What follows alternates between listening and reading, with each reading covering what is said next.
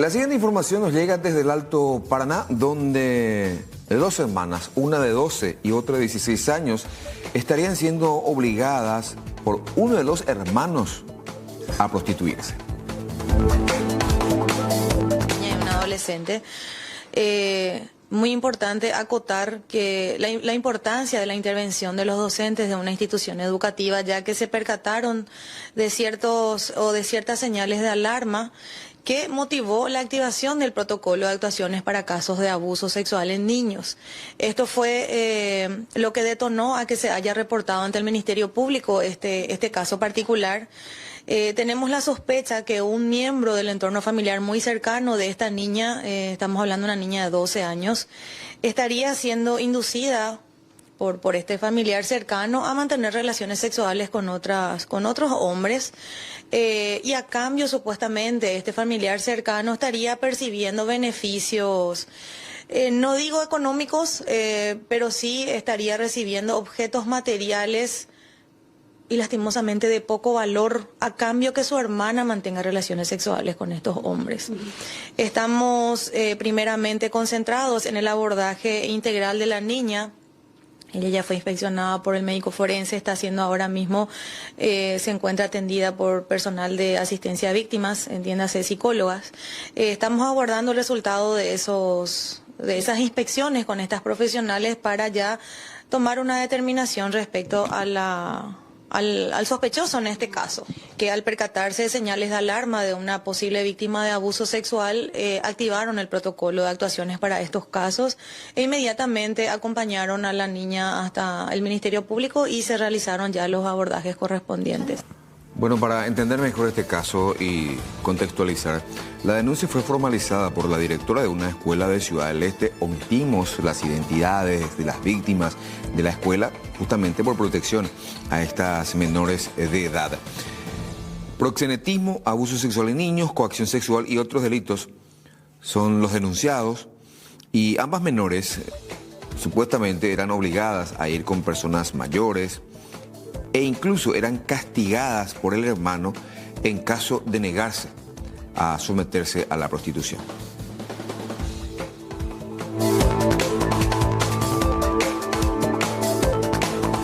Un tribunal especializado en la lucha contra el crimen organizado fijó para el 7 de julio a las 8:30 el juicio oral y público contra 18 procesados en uno de los mayores casos de la lucha contra el crimen organizado, conocido como Ultrancia PI, luego de acumularse 13 expedientes en un solo proceso.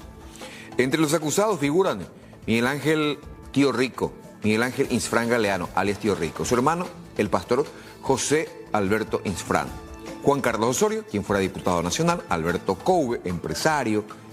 La Fiscalía sostiene que Miguel Insfrán Galeano lideraba una estructura familiar de narcotráfico que operaba con apoyo de una facción uruguaya vinculada al prófugo Sebastián Marcet. La operación incluyó más de 100 allanamientos con incautación de vehículos, camiones, aeronaves y depósitos en puntos estratégicos de Paraguay, que tuvo también el apoyo de la DEA, de la Europol, de los investigadores uruguayos y también, por supuesto, de los antidrogas de la Senada.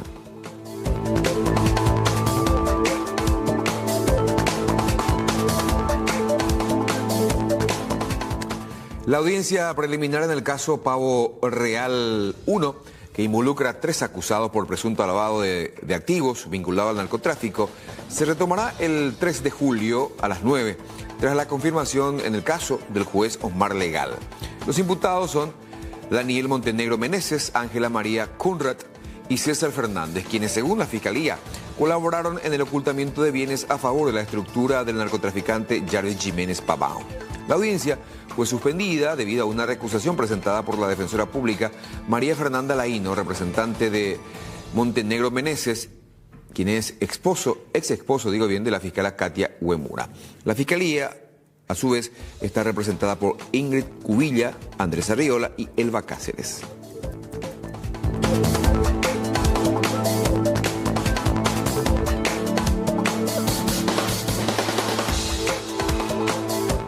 Yanina García Troche, pareja del prófugo Sebastián Marcet, pidió a la jueza Rosarito Montanía ampliar su horario de visitas y permitir que más familiares puedan acudir junto a ella. Recordar que Yanina García Troche está recluida en la cárcel militar de Viñascue.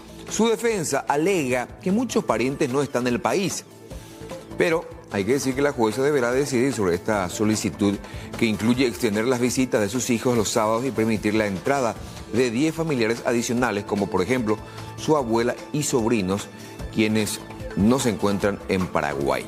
García Troche está imputada por lavado de activos y enfrenta una condena potencial de 5 a 15. Mañana habrá sesión en la Cámara de Senadores. Uno de los puntos a ser tratados, el proyecto de ley que busca establecer medidas sanitarias para proteger la salud, en relación a los dispositivos de vapeo, incluyendo sistemas electrónicos de administración de nicotina, sistemas similares sin nicotina y otros dispositivos emergentes. 7 comisiones asesoras del Senado recomiendan ratificar la iniciativa, respaldada por el Ministerio de Salud Pública y el Ministerio de Economía, quienes proponen que la regulación de los vapes quede a cargo de la Dinavisa. El proyecto mantiene un enfoque central en la protección de menores, prohibiendo el uso, la venta y la distribución de estos productos a menores en todos los ámbitos. Además, establece autoridades responsables, incluyendo el Ministerio de Salud, Dinavisa, Industria y Comercio, la Secretaría de Defensa del Consumidor, las municipalidades, la Policía Nacional y hasta el MADES. El Senado mañana buscará prohibir la venta de los vapeadores a menores de edad.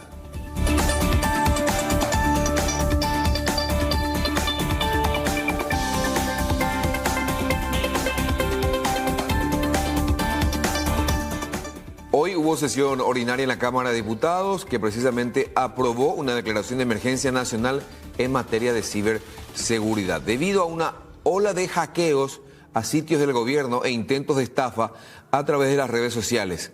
El proyecto fue presentado, el proyecto de declaración, por el diputado Roberto González, pero generó un cruce con el cartista Miguel del Puerto, quien exigió aceptar una modificación introducida por su colega Hugo Mesa, advirtiendo que de lo contrario enviarían el proyecto a comisiones.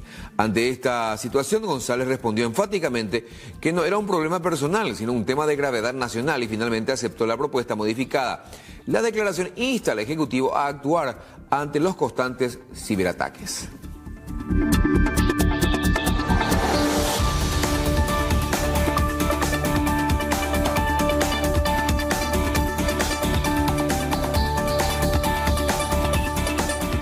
La Cámara de Apelaciones confirmó la condena de 25 años de encierro para un hombre que abusó sexualmente de su hija biológica desde los 8 hasta los 15 años de edad. Incluso la embarazó. Además, la abuela de la víctima fue sentenciada a 15 años por complicidad en el abuso y violencia familiar. La fiscal Mercedes Caniza presentó las pruebas que demostraron la culpabilidad de ambos en el tribunal de Luque. La víctima, según la fiscalía, sufrió maltratos físicos y psicológicos y en abril de 2020 intentó quitarse la vida a causa de los abusos. Un médico forense confirmó las lesiones y daños sufridos por la menor, quien fue obligada a guardar silencio desde muy pequeña. La sentencia fue dictada por un tribunal colegiado presidido por la magistrada Liz Ramírez.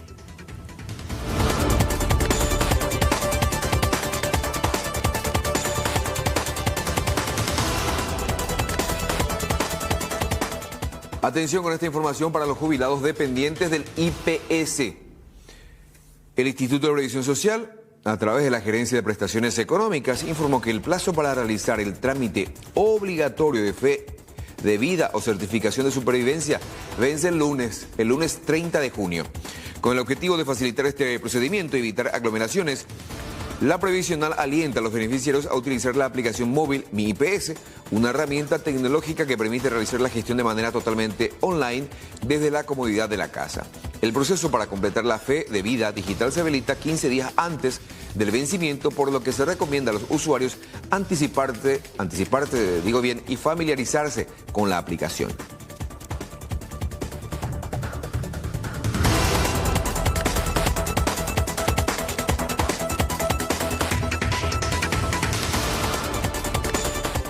Atención con esta información dada por el Ministerio de Salud Pública. Están aumentando considerablemente las consultas médicas por pérdida de audición en niños, adolescentes y jóvenes adultos debido al uso excesivo de auriculares.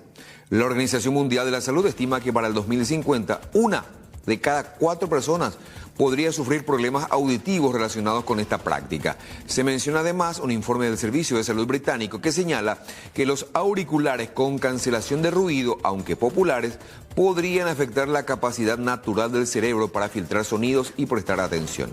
Se recomienda mantener el volumen por debajo del 60% y limitar el uso continuo a 60 minutos para prevenir daños auditivos, ya que el uso prolongado, como en entornos laborales, puede causar fatiga y mareo, siendo la sobreexposición al ruido una causa principal de estos problemas.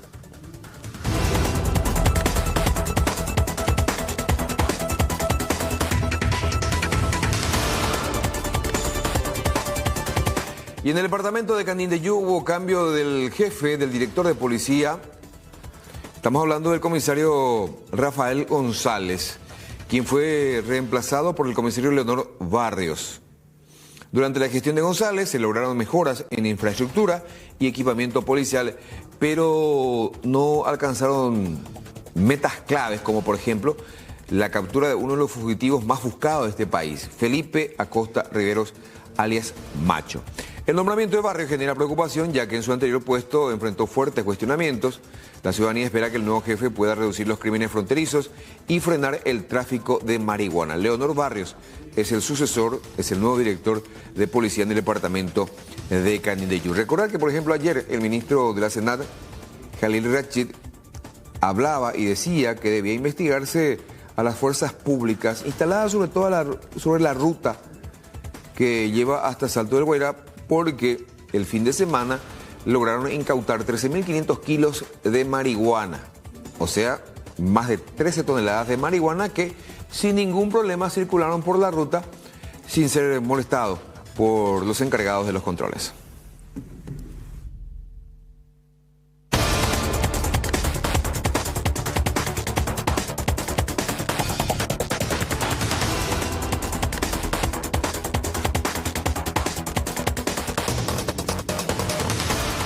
Vamos a este rescate realizado en aguas del río Paraguay, en la zona de Huinatí, distrito de Itacua. Una deslizadora privada volcó con 5 personas a bordo. Gracias a que llevaban chalecos salvavidas, pudieron mantenerse a flote y recibir ayuda. 2 pescadores de la comunidad acudieron en su canoa, por supuesto una canoa motorizada, y lograron rescatar a todos en pocos minutos. No hubo heridos graves. El incidente destaca la importancia del uso de equipos de seguridad y la solidaridad de la comunidad local ante este tipo de emergencias.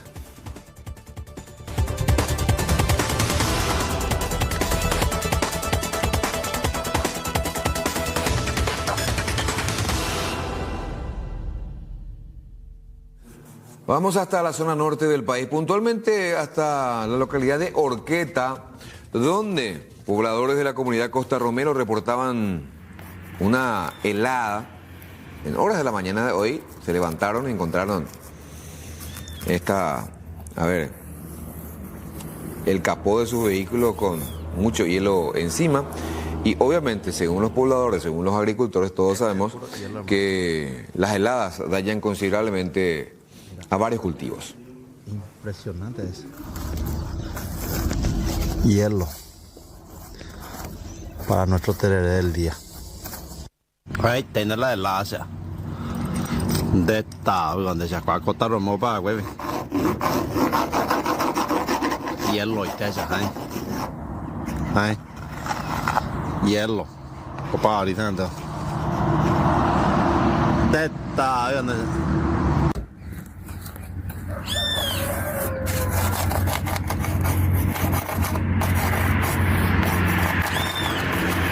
con la intervención a la municipalidad de Asunción, minutos después de las 9 de la mañana, llegaba hasta la sede de la comuna capitalina este señor Carlos Pereira, quien fue designado por el Poder Ejecutivo como el fiscalizador, como el interventor. Tiene un plazo de 60 días para remitir un informe a la Cámara de Diputados, que finalmente es el organismo responsable de definir la suerte de Oscar Nenecho Rodríguez y continúa como intendente de la ciudad de Asunción. Posteriormente, por supuesto, se ofreció una conferencia de prensa. Carlos Pereira, entre otras cosas, decía que va a trabajar con mucha transparencia, que nadie puede dudar de su lealtad hacia el trabajo de auditoría, mientras que el intendente Nenecho Rodríguez. Óscar Nenecho Rodríguez decía que la intervención demostrará y le dará la razón a la actual administración municipal. Vamos a estar haciendo la intervención basado en la auditoría de los procesos que han originado las causales de esta intervención, sin dejar de lado también las facultades que me confiere la ley de acompañar la gestión diaria y todo lo que representa el trabajo que viene haciendo normalmente la municipalidad para la ciudadanía en cada uno de los servicios que presta.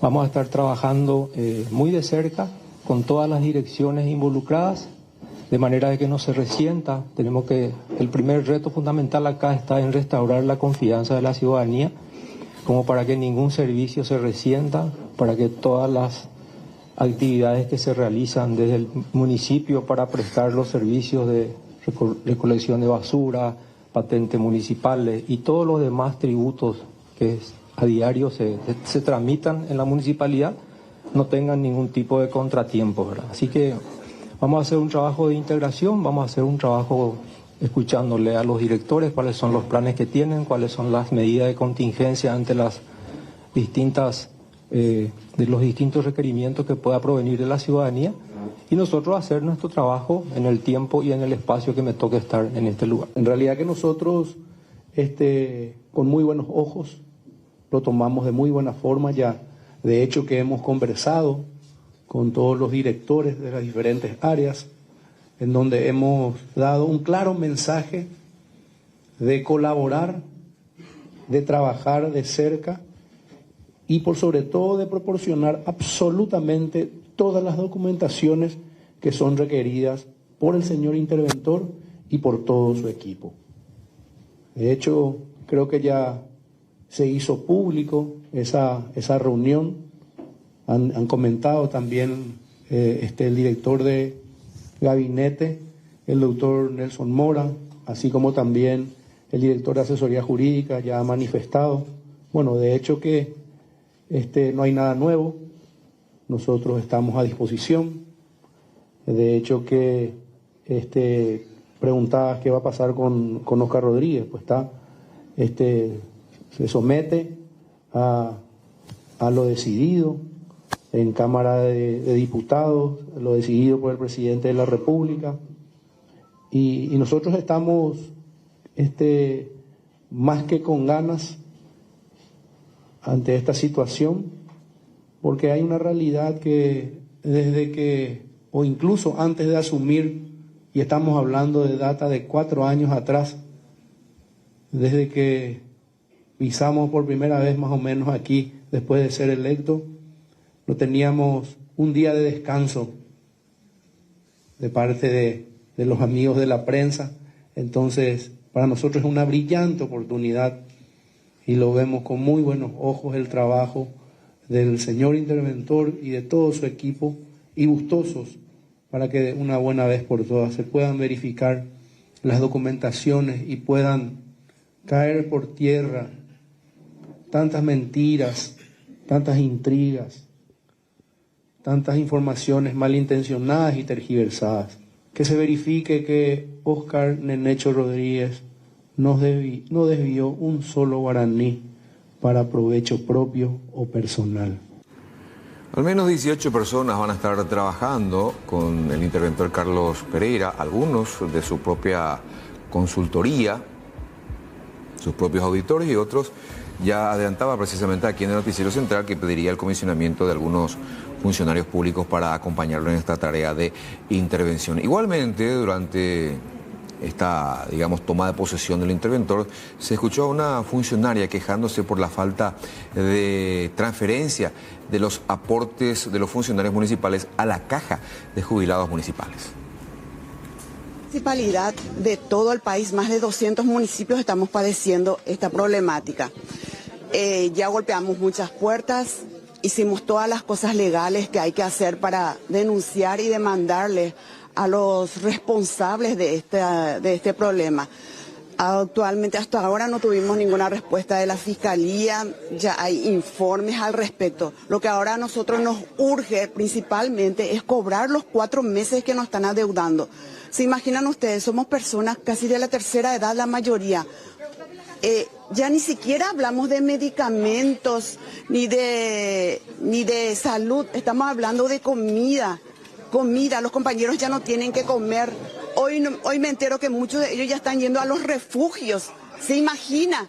Después de 30, 40 años de aportar, de trabajar honestamente en todas las instituciones municipales de todo el país y ahora tener que padecer esto es inhumano. Es inhumano lo que estamos pasando y queremos dejar de ser invisibles para todos, porque eso es lo que nos hacen sentir últimamente. Son muy pocos realmente los de la prensa que nos están apoyando. Hacemos manifestaciones, golpeamos puertas. Nuestro problema es que ya somos personas de cierta edad que no podemos ir en forma multitudinaria frente a la caja o frente a otras personas. Mire, yo soy única la que está ahora acá.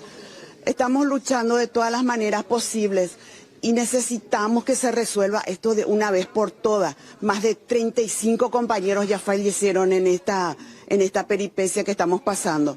Por eso me animé a venir y pedirle directamente delante de ustedes al interventor que nos ceda una audiencia para poder hablar con él y prioricen los pagos. Sabemos perfectamente que no debemos depender de los activos en este momento, ya que nosotros aportamos ya 30, 40 años, pero nuestros fondos jubilatorios desaparecieron. Entonces, el desembolso que ahora debe Asunción es la cuenta más grande que hay, con la cual podríamos cubrir por lo menos esos 4 meses, llamar a elecciones a nuestra caja y volver a hacer resurgir.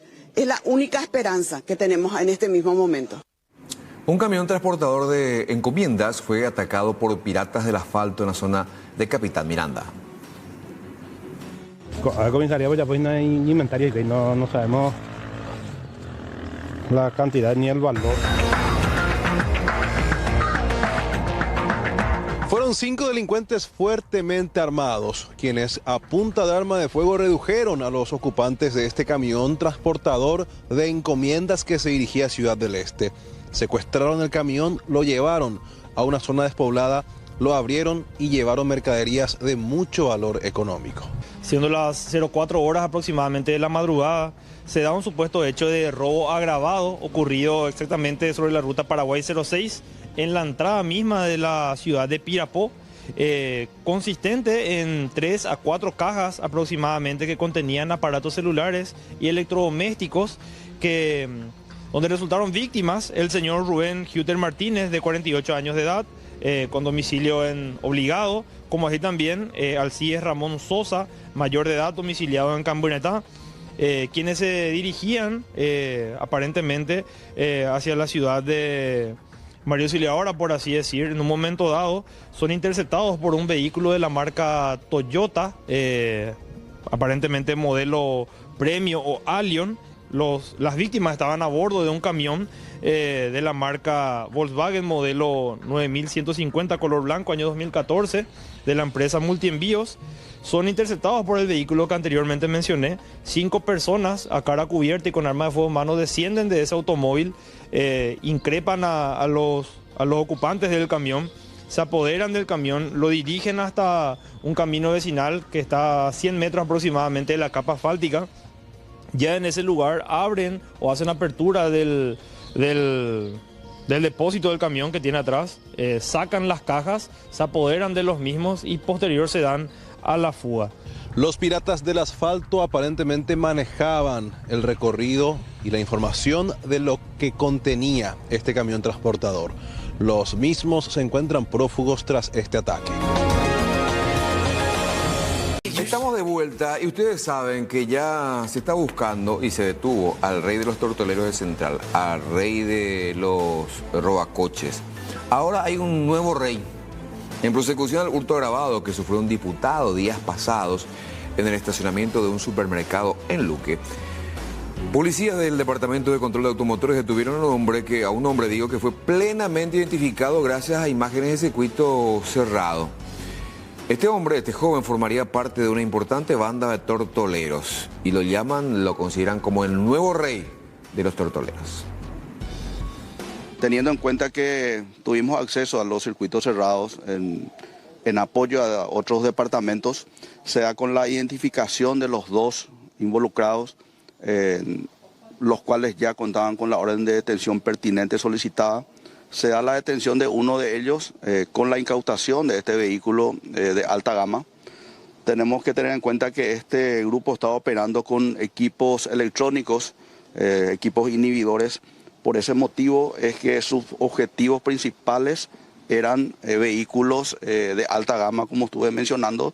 En este caso fue una camioneta Toyota Hilux, de la cual hurtaron varios objetos, entre los cuales un arma de fuego.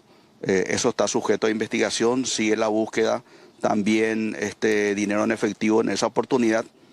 Y no es el único hecho, teniendo en cuenta que esta persona ya cuenta con numerosos antecedentes, con muchísimos hechos anteriores. Bueno, en ese sentido se siguen estudiando y haciendo el trabajo técnico de diferentes circuitos cerrados en otros lugares donde más personas fueron víctimas, a los efectos de poder ir enlazando los distintos hechos y tratar de recuperar todos estos objetos robados. Bueno, la denominación de tortolero se le da, ¿verdad?, a este modus operandi, pero hay que tener en cuenta que este grupo no opera rompiendo ventiletes ni parabrisas. Por eso estaba mencionando que tienen los equipos tecnológicos para poder dar la apertura a los vehículos, sustraer los objetos, y entonces, en ese sentido resulta más difícil la identificación y también el levantamiento de indicios y evidencias. Pero estamos logrando ya con la detención del que sería el líder de este grupo.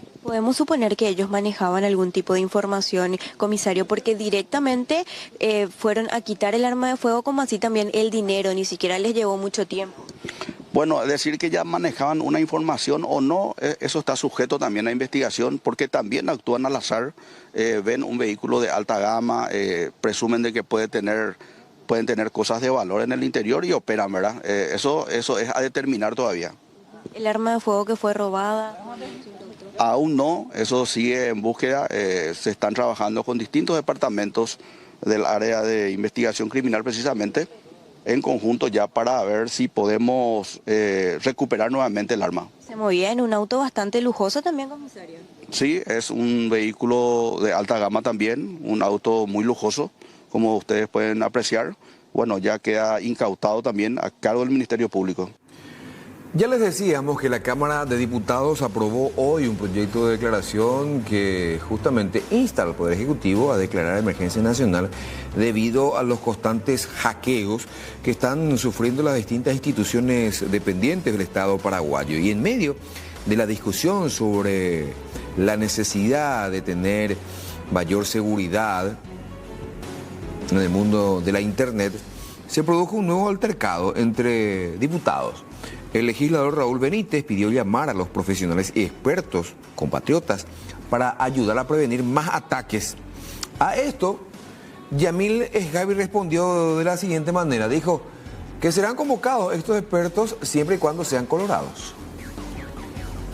Pero yo quiero que valoremos el capital intelectual que tenemos en nuestro país. Profesionales que porque no tienen espacio,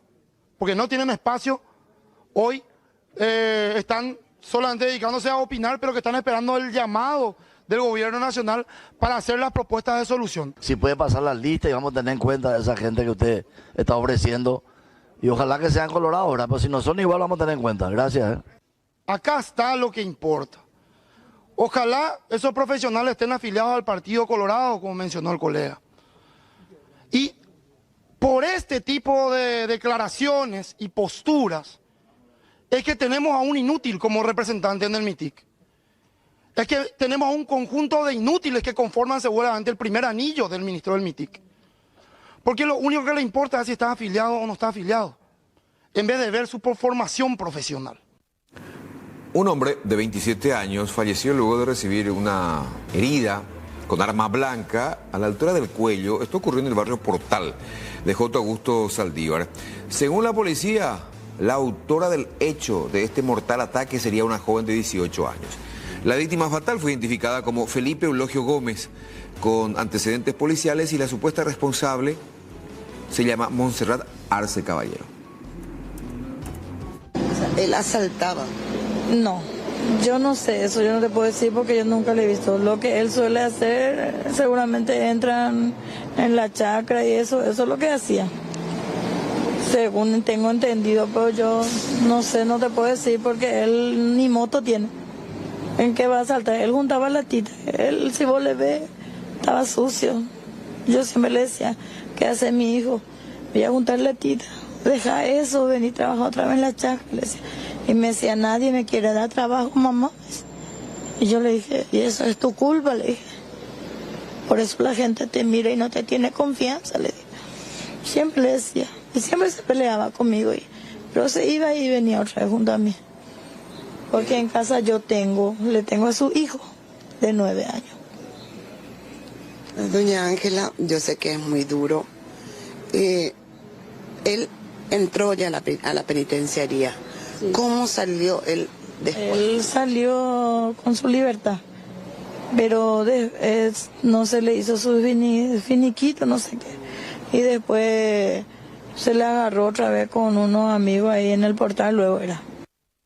A continuación vamos a escuchar las recomendaciones de un bombero voluntario acerca de la no utilización o de la no introducción de braseros en espacios cerrados durante estos días de mucho frío.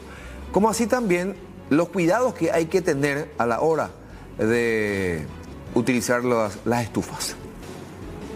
Como recomendación general es mantener el brasero en lugares con ambiente ventilado. No recomendamos que sea un ambiente cerrado por los gases tóxicos que emana. Acá tenemos una muestra. Este es un brasero que normalmente se utiliza para cocinar y para mantener el calor. Hace poco en Villa Elisa ustedes se iban con la gente de Villa Elisa también a rescatar gente que quedó inconsciente cocinando, ni siquiera luego por el frío de la noche, voluntario. Así mismo, justamente nosotros este recurso que tenemos, el brasero, usamos con leña o carbón, que emana, digamos, monóxido de carbono, que es un gas que no se huele, pero sí, digamos, no adormece. Entonces, si usamos esto en un espacio cerrado muy reducido y no tiene ventilación, llegamos a la somnolencia que podemos caer inconscientes, y si nos caemos sobre el brasero, digamos, podemos quedar inconscientes en el costado y esto puede generar un fuego, digamos, incontrolable. Estos cables, digamos, son de muy bajo, digamos, espesor. Son cables que, digamos, que, fíjense, cuando se genera un calentamiento, esto se derrite, porque, digamos, muchas veces sobrecalentamos el equipo, el artefacto, sobre estas bases, o muchas veces esto también se queda conectado, sin uso, pero muchas veces hay una pérdida o una fuga de corriente y que genera, digamos, el recalentamiento de los conductores y a la vez, por ende, el enchufe. A veces nuestras tomas, ya que como son equipos especiales, digamos, recurrimos a una zapatilla. La zapatilla muchas veces no cumple las condiciones y se genera un recalentamiento. El quiebre de estos cables, ya sea por torcedura o por apretar entre los muebles, digamos, va lesionando y va cortando y se generan puntos calientes. Por eso es recomendable mantener siempre en un lugar abierto y que sea visible y normalmente, después del uso, desconectar. Al igual que los demás elementos que, como estamos con el frío, tema de frío, tenemos nuestra estufa eléctrica. Nuestra estufa eléctrica también, digamos, es un punto de riesgo porque su base es pequeña y generalmente esto, al caerse, puede caer una prenda de ropa, puede caer sobre la fuente de combustible, lo que genera, digamos, un incendio anexo, digamos, si la gente digamos, utiliza en forma permanente. Esto es para calentar el ambiente y apagarlo, no es para permanecer con la estufa encendida o con los braseros encendidos. Todos estos elementos, digamos, tienen que usarse en ambientes ventilados, tanto la estufa eléctrica como el brasero. El brasero se recomienda calentar el ambiente, retirarlo a un ambiente abierto y apagarlo para evitar un posible incendio. Esas son las recomendaciones que tenemos nosotros, digamos, como bomberos para la comunidad, ya que nos estamos viendo afectados por esta ola de frío y es donde nosotros recurrimos a los elementos que tenemos a mano, ya sea a carbón o la parte eléctrica si tenemos disponibilidad. Eso sería por parte de bomberos, digamos, una sugerencia, aprovechando, digamos, la oportunidad de llegar a muchas personas para que tomen conocimiento y tomen los cuidados correspondientes. Anselmo Fidel Arrúa Cabrera fue sentenciado a 28 años de cárcel por el asesinato del ex capellán de las Fuerzas Armadas Saturnino López Galeano. Este crimen ocurrió en el 2012 en Ñemby y el autor estuvo prófugo durante casi una década. Cosa que llamaba la atención, que realmente la vida humana le importaba muy poco. O sea que evidentemente esa criminalidad que ha demostrado desde el minuto 1, del primer momento en que relató los hechos, esta chica quedó totalmente en shock de lo que había escuchado y bueno, ellos fueron los que colaboraron y los cruces de llamadas y la ubicación de las celdas de los celulares de donde el acusado tenía puesto inclusive el chip de él en el celular de la víctima y se pudo determinar de esta manera la responsabilidad de él en el hecho porque él usó el teléfono de la víctima después de haberlo ya asesinado y todo eso dio lugar a este... Y la verdad que durante el desarrollo del juicio él estaba súper tranquilo. Cuando se leyó la sentencia tampoco se inmutó. Es como que no tiene sentimiento, no sé. Es raro este señor, pero tiene una actitud criminal, diría yo. No le pesa nada. ¿Y la familia? Además, ya tiene otra sentencia por otro hecho de homicidio, ¿verdad? Es la segunda condena que tiene él entonces. La segunda condena. Vamos hasta Encarnación, donde una niña de tan solo 5 años fue asistida en el hospital regional de la capital itapuense. La pequeña es oriunda de Arroyo Ponacambuenetá y mostraba un alto índice de vulnerabilidad y abandono por parte de sus progenitores.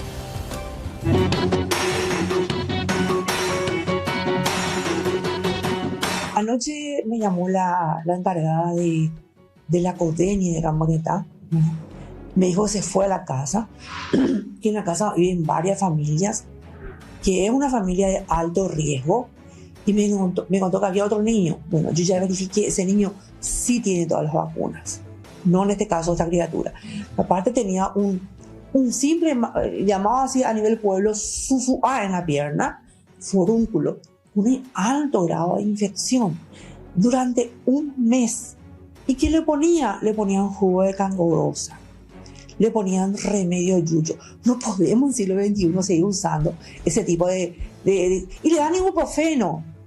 El paracetamol y el ibuprofeno, el mal uso es un veneno. Tiene que ser usado en forma y con indicación médica. 15 días de fiebre tuvo esa criatura de venir acá, teniéndole un puesto de salud. Entonces, la CODENI está abriendo investigación con el concurso de la Fiscalía para ver el incumplimiento de las funciones de las personas que tenían que hacerlo y también del tema de la familia, qué es lo que está pasando ahí, porque ese nivel de riesgo social. Y uno no se salva de la inseguridad en ningún lado, en ningún lugar. ¿Por qué? ¿Por qué decimos esto? Porque fíjense, lo sufrió una familia paraguaya en el aeropuerto Silvio Pettirossi, una familia de compatriotas que estaba volviendo de Irlanda y fueron víctimas del robo. Existiría una nueva modalidad que involucra a descuidistas que operan en nuestra principal estación aérea. Tiene epilepsia, él fue sometido a una operación del cerebro para remover una parte para que era el foco donde empezaba la convulsión. Gracias a Dios, y a los médicos, hace 6 meses que no está convulsionando, pero eso también está medicado y ese medicamento es súper importante para nosotros. Ahora tenemos solo la cantidad que yo tenía conmigo, que era lo que yo usé durante el viaje, y otras personas van a poder traernos más adelante que están volviendo a Paraguay también desde Irlanda, pero sí necesitamos que por favor esa persona que llevó nuestra maleta que contenía cosas personales, materiales, cosas que traíamos de otros paraguayos residentes y lo más importante, la medicina de mi hijo, porque cuando él convulsiona es muy difícil de parar y eso es lo que no queremos que suceda, ¿no? Además de eso, hay un valor también en esa maleta. Te pidieron cosas de Irlanda, por favor tráeme esto. Eso tiene un costo, evidentemente, en euros también. Claro que sí, es una responsabilidad muy grande porque hay personas que están esperando esos souvenirs o cosas materiales, para no decir exactamente qué es, y ahora no puedo darle y me siento responsable porque no es mío y tengo que de alguna forma subsanar eso. Cuando giró, la maleta ya no estaba, y así como se ve en el circuito cerrado, esta señora con una niña en los brazos, que no sé qué ejemplo le está dando a su hija, se aleja con la maleta de mi hijo, y cuando nosotros nos damos cuenta, yo empiezo a correr por todo el aeropuerto a buscar, y alguien se confundió. Fuimos a la parte de la policía y le dijimos al policía, yo quiero dejar mi número y quiero dejar mi nombre, no quiero hacer una denuncia porque yo creo que alguien se confundió, no fue de mala intención. Pasaron las horas y a las 24 horas volvimos al aeropuerto y dije, bueno, voy a tener que hacer una denuncia. Enviamos una carta para ver el circuito cerrado. El director muy amablemente nos dio acceso, el director del aeropuerto. Esa es la triste realidad. Alguien que tomó ventaja de nuestro momento de felicidad. Está bien y está todavía medicado. Aún tengo medicamentos. Desde el gobierno, por lo menos algunos referentes del gobierno, sugieren castigar a las empresas de combustibles por el aumento precisamente de sus productos en torno a los 700 y 850 guaraníes el litro. Uno de los que criticó esta situación es el ministro de Economía y Finanzas, Carlos Valdovinos, quien sugirió castigar a estas distribuidoras yendo a comprar en las estaciones de Petropar, mientras que el ministro de Industria y Comercio, el señor Javier Jiménez, entre otras cosas, decía que hay numerosas estaciones que pueden representar opciones para los consumidores ante esta suba repentina de parte de las distribuidoras, alegando una suba del crudo en Oriente Medio a consecuencia de este conflicto israelí-iraní. Precio del crudo que finalmente se vino de vuelta para abajo después de declararse el cese al fuego. Incluso decíamos que el precio del crudo nuevamente igualó y en algunos casos quedó por debajo del precio que tenía en su momento el petróleo antes de que se produjera el bombardeo entre Israel e Irán. ¿Qué van a hacer los privados? Eso hay que preguntarle a ellos. Yo no les puedo decir bajen o suban o lo que sea. Ahora, si Petropar tiene 700 guaraníes más barato, yo creo que la ciudadanía tranquilamente puede ir a Petropar a cargar. Yo creo que suficiente castigo van a tener con los consumidores yendo a Petropar y con el ministro de Economía diciéndole a los consumidores a través de los diferentes medios, vayan a Petropar, eso le va a obligar a los otros a bajar. La mayor sanción es la sanción que hace el consumidor. Este es un país libre, los emblemas privados, que son muchos, tienen todo el derecho de poner los precios que quieran. Los precios se basan en los costos que tienen cada uno.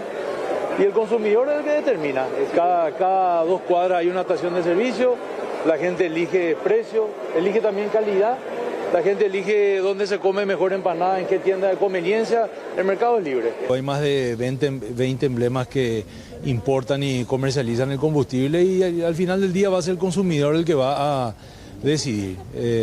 Vos en particular, cuando te parezca que el servicio es malo o el precio es alto, vas a optar por otro emblema y el mercado va a saber regular este incremento de precio de manera eficiente.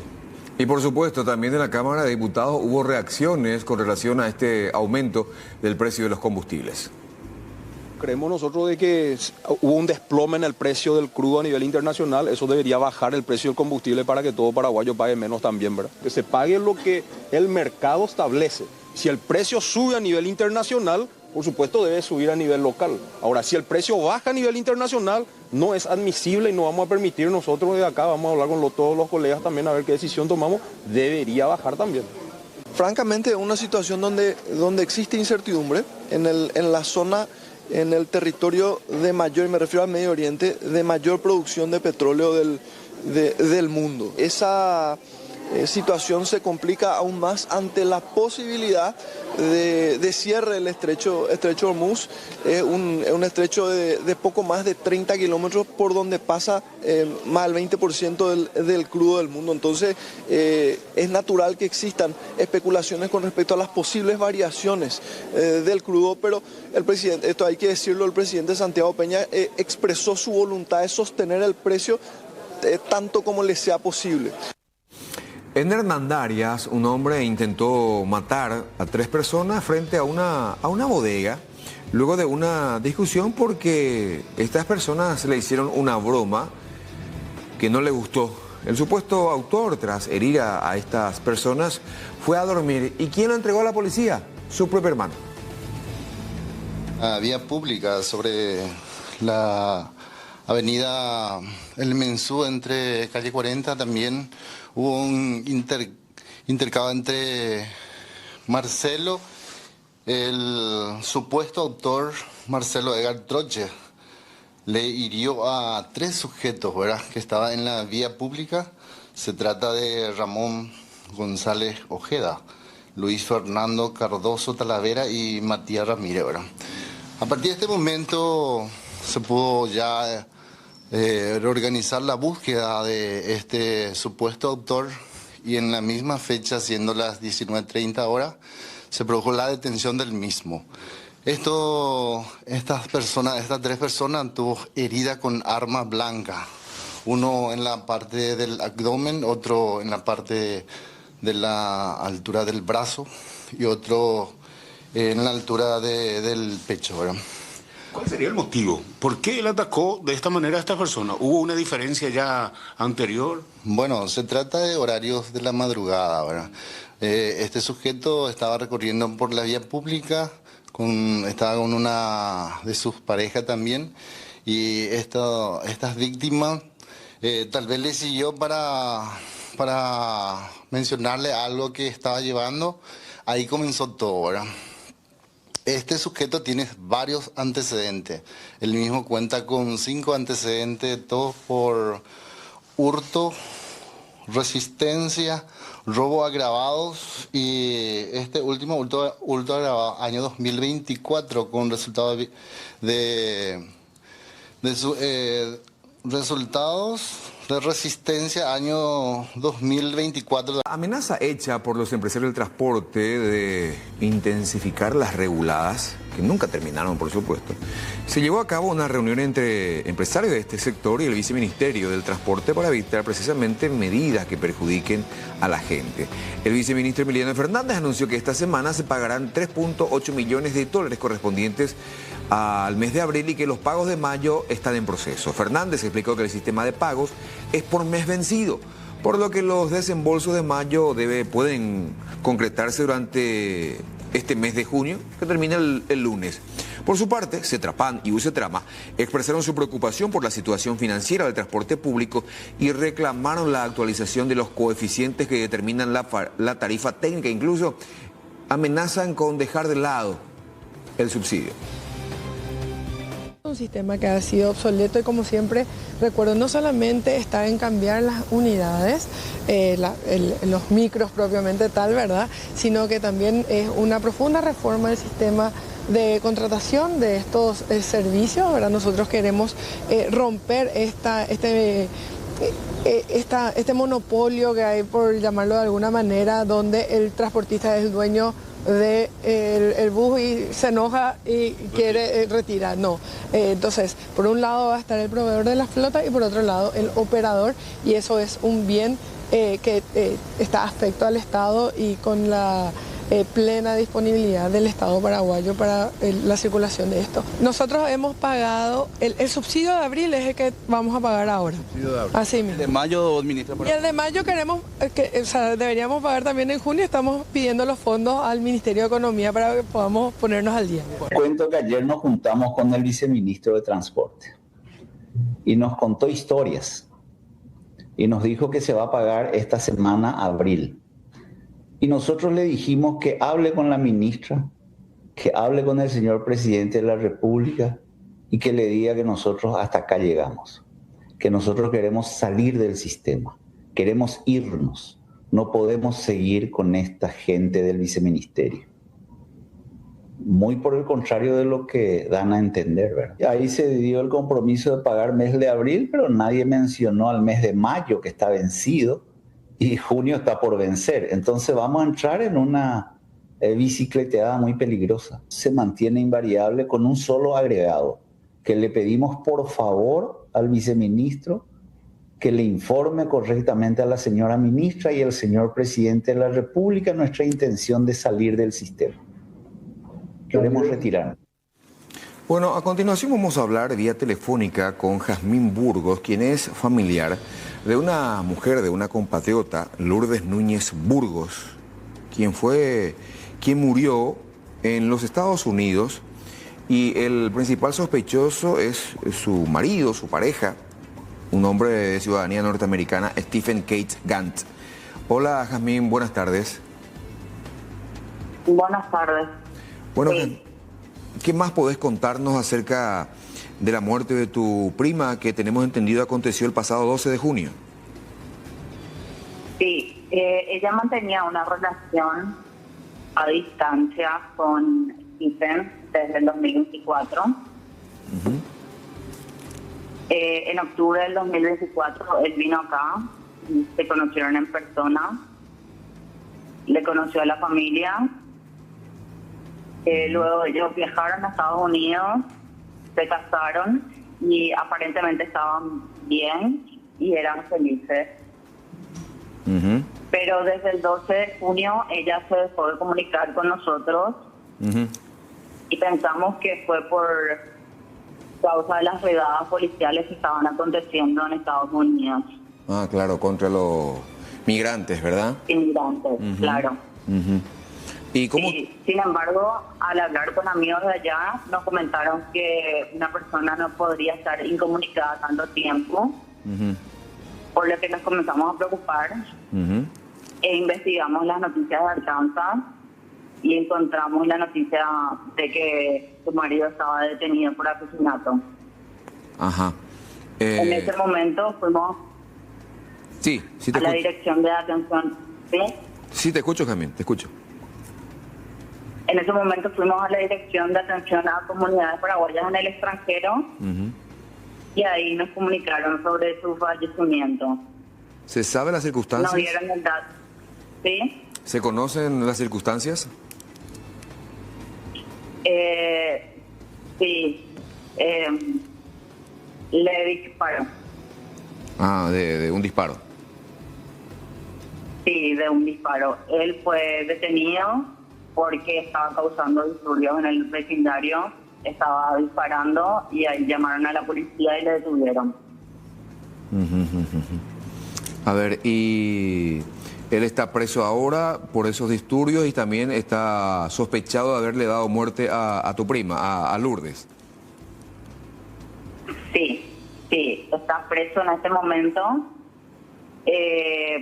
pero tiene una fianza de $500,000 para salir en libertad hasta que se realice el juicio.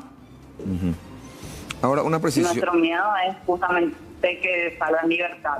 Ajá, pagando esa fianza, ¿verdad? Ahora, ¿él ya está sindicado de haberle dado muerte a tu prima? Sí, él ya está arrestado por homicidio en primer grado. Homicidio en primer grado. Ahora, Lourdes, ¿ustedes ahora están trabajando para la repatriación de los restos de tu prima o ya fueron repatriados? No, estamos trabajando para la repatriación, estamos esperando la liberación del cuerpo, pero es un proceso que puede tardar un tiempo. Desde Estados Unidos nos dijeron que el cuerpo ya está como para ser liberado, pero que depende del consulado, de la Cancillería. Precisamente sobre eso es la pregunta. ¿Están recibiendo ustedes asistencia de parte de la Secretaría de Repatriados, del consulado allá en Miami? No. Nosotros nos comunicamos con ellos, pero ellos no nos dan mucha información porque el caso es muy delicado porque es un estadounidense quien fue el asesino de una extranjera. No, digo yo para repatriar los restos de tu prima, digo. Sí, no nos dan muchas respuestas realmente. Qué raro, ¿no? Porque deberían abocarse, porque la investigación ya corre la investigación del asesinato ya corre por cuenta de las autoridades norteamericanas y la repatriación es otra cosa, ¿verdad? Ya debería corresponder neta y exclusivamente a las autoridades paraguayas. Claro, pero ellos dicen que depende de la investigación en Arkansas, pero la información que tenemos de los detectives en Arkansas es que el cuerpo ya está como para ser liberado. Qué raro, ¿no? ¿Dónde tu prima y este hombre norteamericano estaban viviendo? Estaban viviendo en Arkansas. Arkansas. ¿Desde hace cuánto tiempo? Desde octubre. Octubre del año pasado. Sí. Bueno. Estaban casados. A ver, ¿y tu prima de dónde es? ¿Acá de Asunción nomás, Jazmín? Sí, de Asunción. En su casa en realidad es en Lambaré, pero con el límite con Asunción. Ahora, lo que ustedes entonces están pidiendo a las autoridades paraguayas, por un lado la repatriación, la ayuda para la repatriación de los restos de tu familiar, y que también, por supuesto, no dejen de lado el proceso investigativo que lleven adelante los norteamericanos. Claro, ese es nuestro temor, que dejen de lado el proceso investigativo, que no se involucren en el juicio a esta persona y que termine mal el juicio, que se le declare insano a él o que pague los $500,000 de fianza hasta juicio. Bueno, gracias, Jazmín, por darnos información acerca de lo sucedido con tu familiar. Dale, gracias a ustedes. Hasta luego. Hasta luego.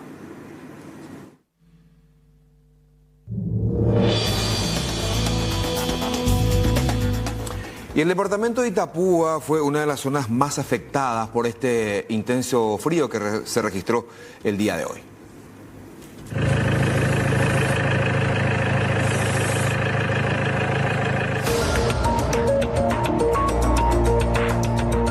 Con el brasero, con mucho abrigo de por medio y a batallar. Así enfrentan el frío en el departamento de Itapúa, donde amanecimos con 0 grados de temperatura, incluso la sensación térmica de mucho menos. Va, esa señora ya aguanta la ya va, pues manda todos los días, ya pana. Y sí, pero ya está pudimiento, pero continúa a veces.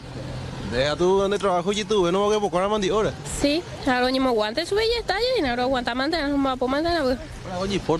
Exactamente, no queda de otro. ¿De por ello? Se ayuda con cuaguinte. Sí. Ahora no movilizamos, señora, hago pues ya, todos los días, guagua. Sí, todos los días, a las 3:30 ya, pues mayo. 3:30 de la mañana de ella. Así mismo. Sí, 3:30 de la mañana ya ayuma. Ahora ve, José. ¿Es mediodía para entrar papo? Mediodía, pues. Sí. La Sevilla te queríamos a así ahí. A ver, ya puede todo. Sí, de todo un poco. Roreco, verdura y por un hueste, mandio, mi aire, roreco. Ahora Pedro normalmente se moviliza, mamá. Ahora pues allí. A las 5. Mira, arriba más de. Sí. Mi bella ve más pongo, sí, señor, más pongo. Vamos a ver, ya no es por saber, ¿eh? No, a pesar ya, no, hay cuau, y ya tuvo miedo un poco. ¿Cómo es eso? Sí. Ella, bueno. San Miguel, ¿campo de tal? Sí, señor. Ahora venimos movilizando allí, capo. Las 4:30, ¿cuál 4:30, ¿qué más ayuda? Sí. Eso es un soñado, igual, después y en ello, ¿eh? Complemento a clientes, no yo cuando voy. A ver, él va a trabajo, aparte de que pega, mandi hoy piró, mandi hoy te ves llega. Hoy te ves. Sí. Vale, con la cliente, ¿cuál está? Hoy te, con San Juan, va muy pointy de mandio. A la cadena, pero COVID. En vaina, en este ya, después de tiempo.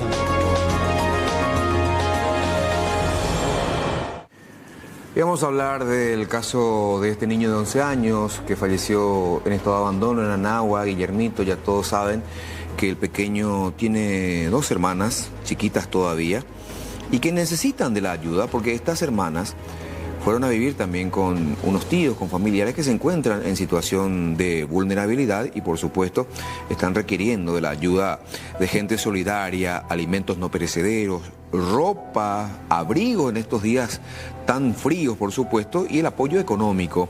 Cualquier ayuda pueden hacer llegar al 0981-419-234 o directamente trayendo ropas, alimentos no perecederos aquí a la recepción del Sistema Nacional de Televisión.